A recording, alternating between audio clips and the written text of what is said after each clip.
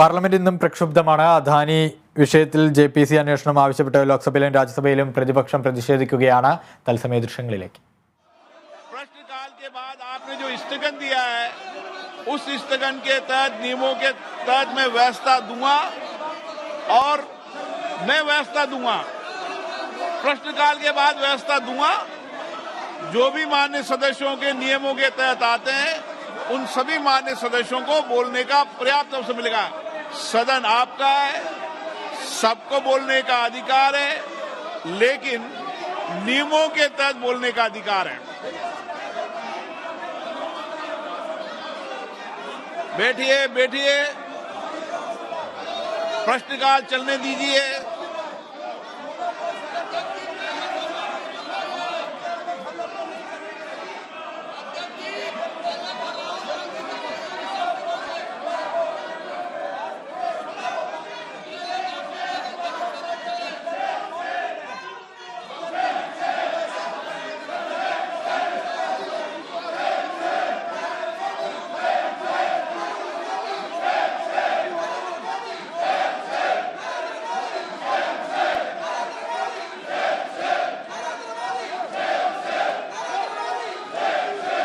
क्यों नारेबाजी कर रहे हो भाई?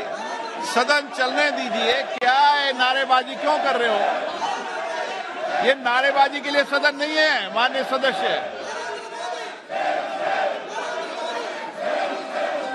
ये उचित नहीं है माननीय सदस्य। ये सदन नारेबाजी के लिए नहीं है।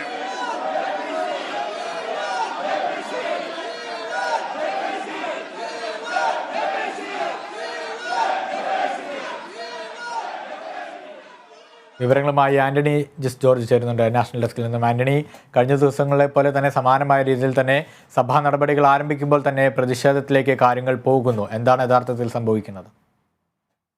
ഗീസ, ഇന്നും സ്ഥിതിക്ക് ഒരു വ്യത്യസ്ത സാഹചര്യം ഇല്ല. ഇന്നും ഇപ്പോൾ രാവിലെ ലോക്സഭ സമ്മേളിച്ച തുടക്കം മുതൽ തന്നെ വലിയ രീതിയിലുള്ള പ്രതിഷേധമാണ് ഉയരുന്നത് പ്രതിപക്ഷത്തിന്റെ ഭാഗത്ത് നിന്ന്.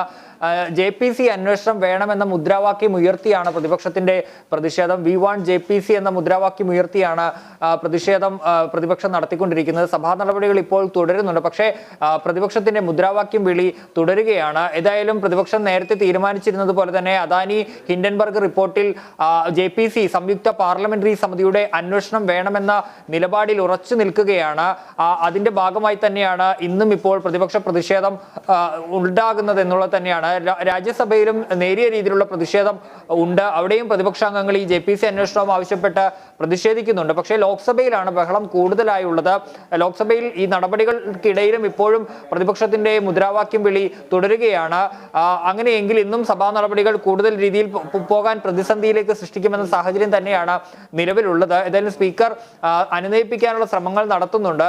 പക്ഷേ പ്രതിപക്ഷത്തിന്റെ പ്രതിഷേധം ഇപ്പോഴും ലോക്സഭയിൽ തുടരുകയാണ്. രാജ്യസഭയിൽ നേരത്തെ തന്നെ കോൺഗ്രസ് സഭ നിർത്തിവെച്ച് ചർച്ച ചെയ്യണമെന്ന് ആവശ്യപ്പെട്ട് നോട്ടീസ് നൽകിയിട്ടുണ്ട് ഈ അദാനി വിഷയത്തിൽ.